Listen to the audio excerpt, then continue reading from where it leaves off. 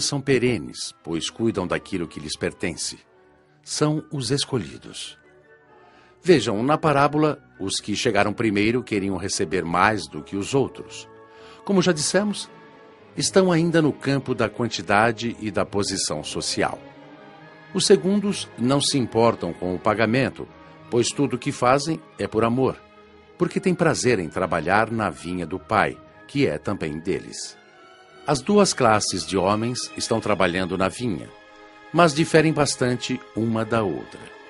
É com base nessa diferença que vem a recompensa do Senhor. Aos egoístas, Deus lhes concede como pagamento o sucesso no plano físico e mental, em forma de posses, posições, satisfações físicas e mentais.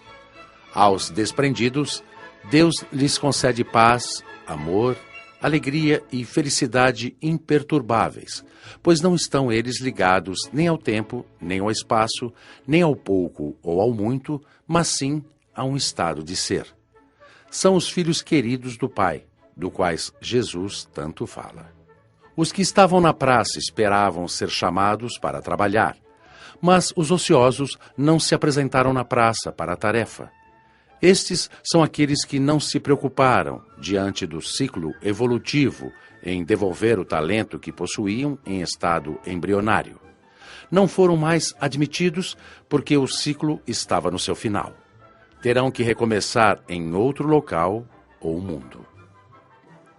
Vejam, o Nazareno, há 2000 anos, já nos fez o convite. Está em nossas mãos participar ou não dessa vinha.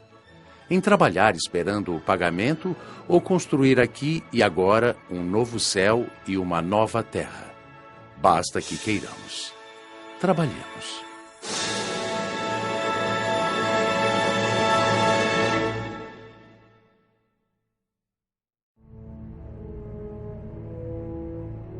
Capítulo 21. Doutrinação. Após a prece, iniciou-se a doutrinação dos desencarnados. Apagaram-se as luzes para facilitar a concentração, evitando distrações visuais e proporcionando, assim, as projeções mentais que agiriam com mais facilidade no mundo astral. Encarnada, sempre gostei de prestar atenção nas doutrinações dos desencarnados. Cada um tem sua história, e algumas são bem interessantes. Agora, presenciando a orientação, o socorro, do lado de cá, gostei mais ainda, é bem mais fascinante. Mas, ao ver muitos mutilados, muitos com sinais de torturas, fiquei um pouco apreensiva. Era um grupo que fora libertado do umbral, pelos trabalhadores do centro, e lá estavam presos como escravos. Alguns estavam abobalhados, observei-os e senti dó. Maurício disse-me baixinho: Patrícia, nada é injusto. Colhemos o que plantamos. A reação é de conformidade com a ação. Pelo menos 2 desses espíritos devem falar, pela incorporação, um pouco de suas vidas. Verá que ignoraram os ensinamentos de Jesus e viveram, quando encarnados, para os prazeres, para a matéria e prejudicando o próximo. 2 deles foram feiticeiros ou macumbeiros, fazendo mal por dinheiro. Usaram desencarnados como empregados. Estes os serviram, mas depois a situação se inverteu. E foi a vez de eles os servirem. Todos vão ser socorridos, curados e levados para a recuperação no hospital da colônia. Muitos dos necessitados se utilizariam da incorporação. Entre eles, muitos não sabiam que haviam desencarnado. Normalmente, ao comparar suas situações, o desencarnado com o encarnado compreendem que o corpo físico morreu. Quando nós, desencarnados, chegamos perto de um encarnado, notamos logo a diferença, a não ser que estejamos completamente iludidos e, não querendo aceitar a realidade, fingimos não perceber. Comparando-me com o encarnado, sinto-me leve, solta, pois o perispírito é um corpo muito mais delicado e sutil do que o material. Maurício, sabendo o que eu pensava, aproveitou para esclarecer. Em centro espírita, onde o bem é a meta, a incorporação é feita para ajudar. O desencarnado necessitado de auxílio recebe orientação e cura nesses trabalhos de caridade. A percepção de estar ou não encarnado é essencialmente mental. Como há o medo da morte, do desconhecido, o desencarnado mantém-se iludido de que ainda está no corpo físico. Mas há espíritos que conhecem seu estado e gostam de incorporar. São os que ainda não se realizaram espiritualmente. O corpo mental encontra prazer nas necessidades físicas. São os que necessitam de uma orientação séria e honesta. Mas enquanto não a recebem, a maioria não quer nem receber nem mudar. Incorporam em médiums invigilantes, sem estudos, que não frequentam lugares que seguem a orientação de Kardec. E fazem isso porque, incorporados, sentem florescer instantaneamente todos os desejos mundanos. Em muitos casos, fazem até certos favores aos encarnados. Puxa, não pensei que existissem desencarnados que gostassem de se sentir no corpo carnal. Os que idolatram a matéria e gostam somente do prazer e não da dor que o corpo possa sentir, gostam de incorporar. Mas prestemos atenção agora, as doutrinações começaram.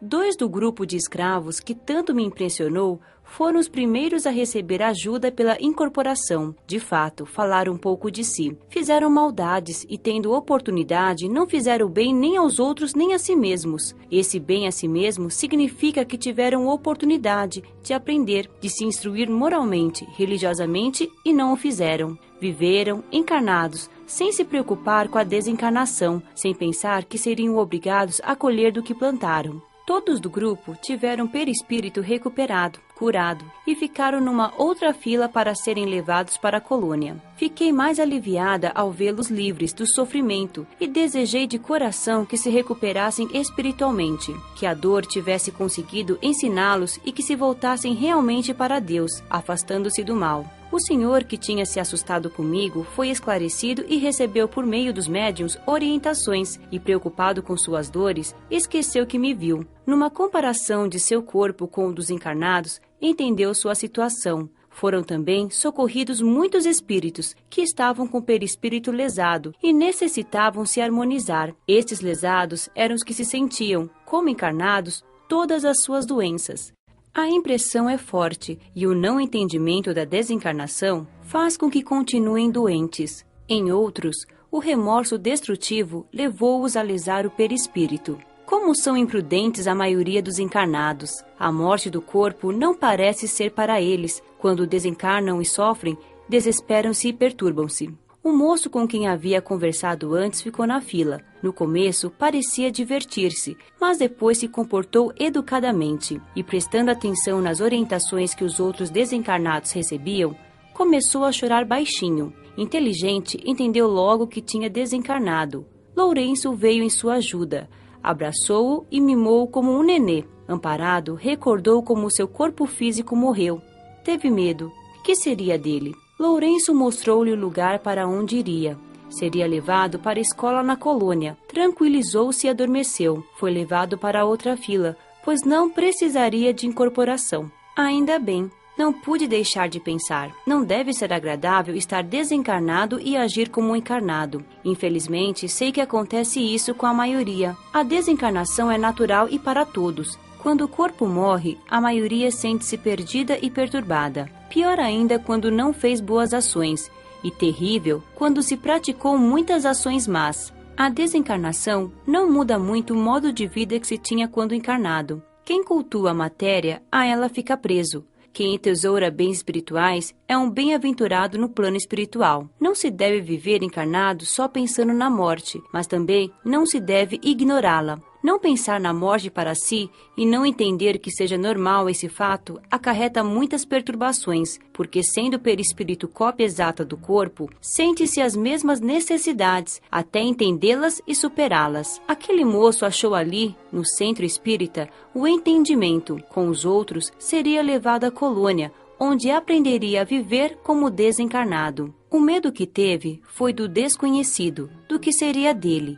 Em muitos, é forte a ideia do inferno. Ao entender que não é tão complicado, o medo passa e vem a esperança. Um homem desencarnado, que estava na fila para receber orientação, chamou-me a atenção. Estava imóvel, duro, sem se mover. Ao ser colocado perto de uma médium, recebeu de um dos trabalhadores desencarnados uma carga magnética e também sentiu o calor do corpo da médium. Sentia dores por todo o corpo, mas devagar conseguiu mover alguns músculos. Alegrou-se por isso e, com a ajuda do orientador encarnado, conseguiu responder à saudação. Boa noite. Vencendo as dificuldades, foi conseguindo falar. Quando encarnado, fora orgulhoso, senhor de muitos bens, sua vontade era lei. Cometeu muitos erros, gostava muito de si mesmo, de sua imagem, era forte e arrogante. Mandou fazer uma estátua sua. Realmente o artista o esculpiu muito bem, ficou linda. Foi colocada em uma praça para que fosse lembrado como benfeitor que fora. Porém, sempre há um porém, a morte veio destruir seus sonhos e ilusões. Desencarnou por um infarto, não se conformou, queria estar encarnado. Inimigos perseguiram-no por anos, e aos poucos